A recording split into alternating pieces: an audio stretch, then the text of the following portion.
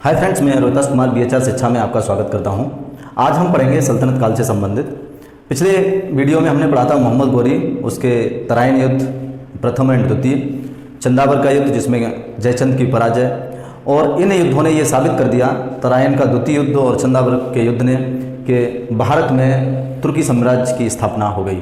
तो उसके बाद सल्तनत काल, उसके बाद का जो काल है वो सल्तनत काल के नाम से जाना जाता है, जिसका ड्यूरेशन है 1206 ईस्वी से 1526 ईस्वी तक। इसमें किस प्रकार से वंश आते हैं, किस प्रकार से वंशों की स्थापना होती है और कौन उन वंशों की स्थापना करता है और कौन किस प्रकार से शासन चलाता है, इसके बारे में हम सल्तनत काल की जानकारी हासिल करेंगे। आगे हम पढ़ते हैं इसमें गुलाम वंश, जो मामलुक वंश है, उसकी स्थापना कैसे होती है भारत में। इससे पहले मुस्लिम का शासन भारत में नहीं था, लेकिन अब मुसलमानों का शासन भारत में स्थापित हो जाता है। वो है सल्तनत काल।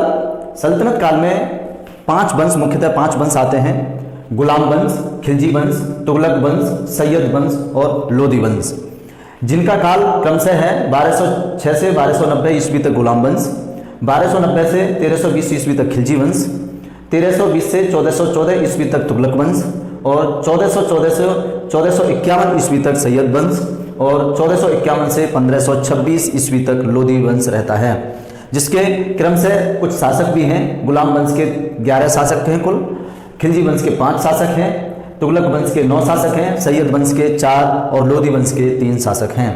लोदी वंश का जो अंतिम शासक होता है वो होता है इब्राहिम लोदी, जिसकी 1526 ईस्वी में पानीपत का प्रथम युद्ध होता है और उसी में मृत्यु हो जाती है। बाबर आकर के युद्ध करता है और इसकी हत्या कर देता है और मुगल वंश की स्थापना कर देता है। उसके बारे में हम लोदी वंश से संबंधित पढ़ेंगे, तब पढ़ेंगे। आज हम पढ़ते हैं गुलाम वंश से संबंधित। गुलाम वंश से पहले की कहानी हमने पिछले वीडियो में पढ़ी है थोड़ी, लेकिन इसको समझने के लिए हम थोड़ा उसको रिवाइज करते हैं।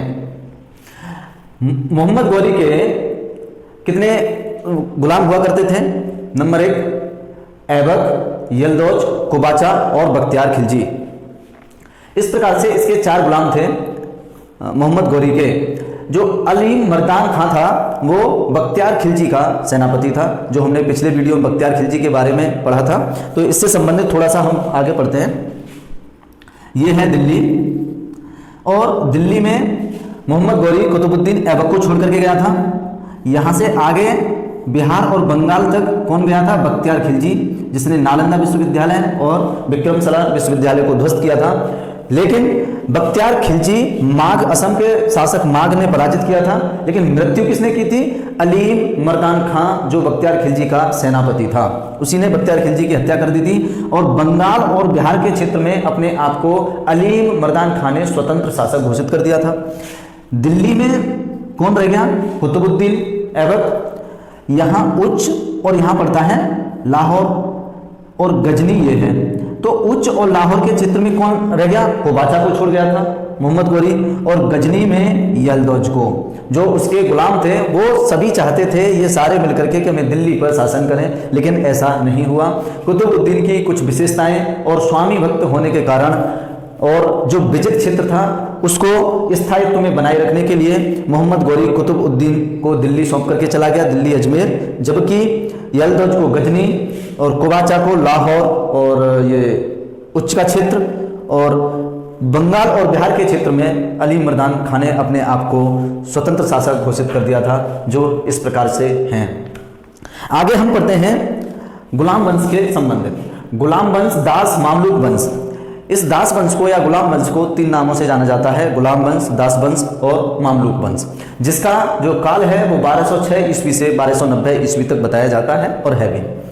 जिसका जो संस्थापक है वो कौन है? कुतुबुद्दीन ऐबक, जो गौरी का दास था, कुतुबुद्दीन ऐबक। इसके बारे में हम थोड़ी सी जानकारी ले लेते हैं पीछे से।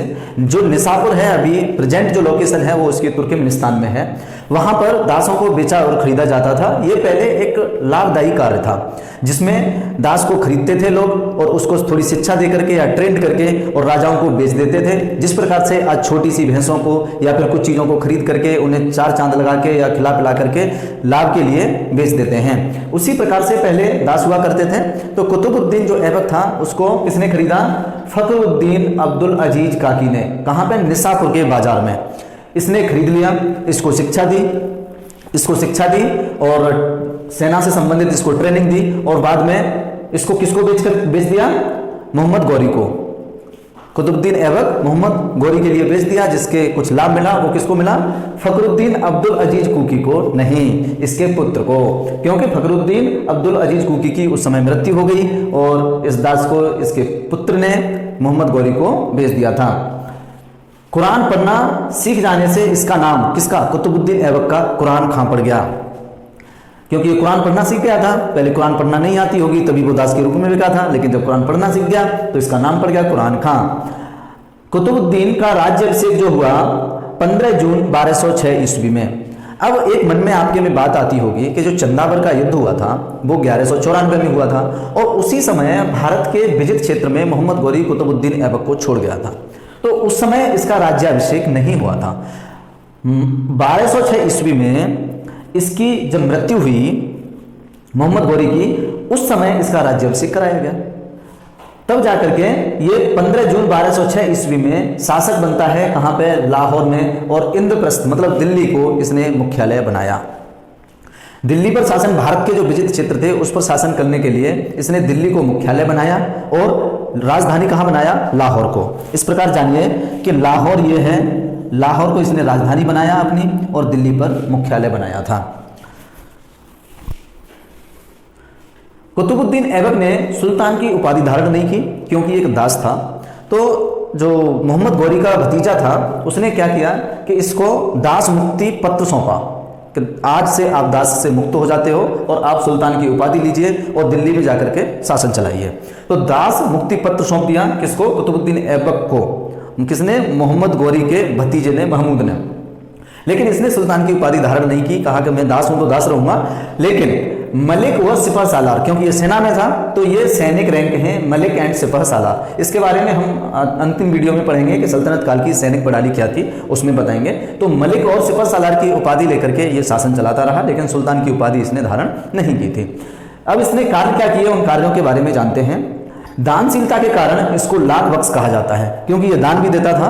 तो दानशीलता के कारण इसको किस नाम से जाना जाता है? लाख बख्श के नाम से। लेकिन हाथियों का भी दान देता था, तो हाथियों के दान देने की वजह से इसको पील बख्श के नाम से जाना जाता है। तो कभी कभी क्वेश्चन आ जाता है कि लाख बख्श के नाम से सल्तनत काल में किसको जाना जाता है? तो सल्तनत काल में लाख बख्श के नाम से कुतुबुद्दीन ऐबक को जाना जाता है, पील बख्श के नाम से भी कुतुबुद्दीन ऐबक को जाना जाता है। दान देने की वजह से ये और हाथी का दान देने की वजह से पील बख्श। अब इसने कार्य क्या कराए? सूफी संत ख्वाजा बख्तियार काकी के नाम पर इसने दिल्ली में कुतुब मीनार के निर्माण का कार्य प्रारंभ किया।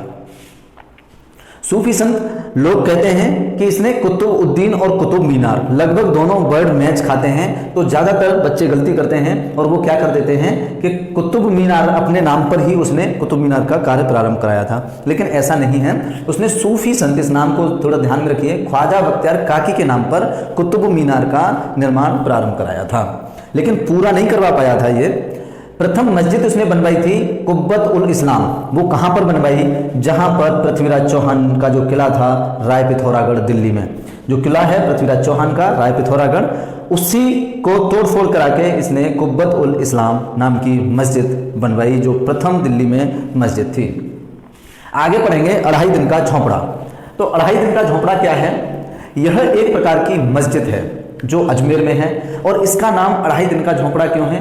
क्योंकि ये मोहम्मद गौरी के कहने से या उसके आदेश से कुतुबुद्दीन ऐबक ने एक महाविद्यालय था संस्कृत का अजमेर में, जिसका निर्माण विग्रहराज चौहान ने कराया था, जो पृथ्वीराज तृतीय या पृथ्वीराज चौहान के चाचा थे।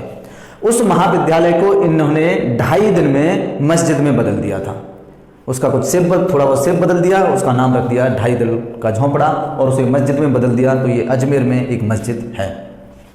1206 ईस्वी में चौहान खेलते हुए लाहौर में इसकी मृत्यु हो गई। किसकी? कुतुबुद्दीन ऐबक की। जब अचानक से इसकी मृत्यु हो गई तो अगला शासक कौन बने? क्योंकि इसने अपना कोई उत्तराधिकारी या शासक घोषित नहीं किया था।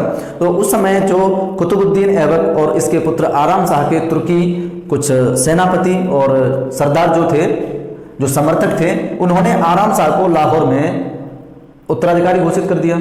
जबकि कुछ जो इनके विरोधी थे कुतुबुद्दीन ऐबक और आराम शाह के, तो उन्होंने कुतुबुद्दीन के दामाद जो शमसुद्दीन इल्तुतमिश था, दामाद और दास दोनों ही था, उसको न्योता पत्र भेज करके जो बदायूं का गवर्नर था, बदायूं पर उस समय गवर्नर के रूप में कार्य कर रहा था, उसको बुला करके दिल्ली में घोषित करा दिया। क्या? स्वतंत्र शासक दिल्ली में घोषित करा दिया। और लाहौर में कौन था? आराम शाह। अब इसका साम्राज्य तो दो भागों में बंटने की कगार पर आ गया। तो आराम शाह क्या करता है कि इसकी खबर पाते ही और लाहौर से, जो लाहौर यहाँ पर है, इस लाहौर से दिल्ली की ओर इसको हटाने के लिए कूच कर देता है। उसी बीच में क्या होता है कि जो शमसुद्दीन था, शमसुद्दीन इल्तुतमिश जो था, वो दिल्ली में होता है, इसकी हत्या कर देता है आराम शाह की। आराम शाह की हत्या करके और दिल्ली पर शासक बन जाता है। इससे क्या होता है? अब क्वेश्चन आता है कि लाहौर से दिल्ली राजधानी किसने ट्रांसफर की? लाहौर में आराम शाह शासन कर रहा था, दिल्ली में कर रहा था, दिल्ली में अपने आप को स्वतंत्र शासक घोषित कर दिया इल्तुतमिश ने। तो शासक से शासक ट्रांसफर और राजधानी भी ट्रांसफर। आराम शाह लाहौर में था, उसकी हत्या हो गई, इल्तुतमिश ने तो अपने आप को दिल्ली में शासक घोषित किया ही था। इस वजह से राजधानी ट्रांसफर हो गई लाहौर से दिल्ली। इल्तुतमिश को गुलामों का गुलाम कहा जाता है, क्योंकि जो कुतुबुद्दीन ऐबक था वो मोहम्मद गौरी का दास था, उसकी वजह से, और जो इल्तुतमिश था वो कुतुबुद्दीन ऐबक का दास था, उसकी वजह से गुलाम का गुलाम, मोहम्मद गौरी का गुलाम कुतुबुद्दीन ऐबक, कुतुबुद्दीन ऐबक का गुलाम इल्तुतमिश, तो गुलाम का गुलाम हो गया। ऐबक ने इसे सर-ए-जहार का पद दिया था। ऐबक ने एक अधिकारी शाही या अच्छा एक घुड़साल होता है, उसमें सर-ए-जहार का पद दे दिया, जो अंगरक्षकों का प्रधान होता था, और अपनी बेटी की शादी इसी से कर दी थी। तो इस प्रकार से यह कुतुबुद्दीन ऐबक का दामाद भी था। मंगोलों के आक्रमण के क्रम में इसने क्या क्या कार्य किए? कुबाचा के उच्च और मुल्तान को उखाड़ फेंका। हमने आपको बताया था कुबाचा को कहाँ का शासन मिला था? उच्च का और सिंध का। तो मंगोल क्या थे इसके बारे में थोड़ा डिटेल से पढ़ लेते हैं। डिटेल से तो नहीं, थोड़ा ऊपरी जानकारी ले लेते हैं। मंगोल यहाँ पड़ता है, मंगोलिया, जो आज का प्रेजेंट का मंगोलिया नाम का देश है, मंगोलिया यहाँ पड़ता है। मंगोलिया में बौद्ध धर्म के कुछ शासक हुए जिन्होंने खान की उपाधियाँ धारण की। केवल उपाधि, न केवल मुस्लिम नहीं थे, खान की उपाधि उस समय एक महान शासक के रूप में जानी जाती थी। तो इस प्रकार से उन्होंने 13वीं शताब्दी में चीन को विजित करते हुए ये तुर्कमेनिस्तान, अफगानिस्तान, बगदाद और यूरोप, भूमध्य सागर तक पूरे मुस्लिम साम्राज्य को रौंद के डाला था। और बहुत ही क्रूर थे जो चंगेज खां था उस समय। तो उन्होंने इस क्षेत्र पर आक्रमण किए। तो मुल्तान और ये जो क्षेत्र था, इसमें भारत जो उत्तरी सीमा से लेकर के ये वाला भारत बचा हुआ था, बाद बाकी इस क्षेत्र में उन्होंने सारे में आक्रमण किए थे।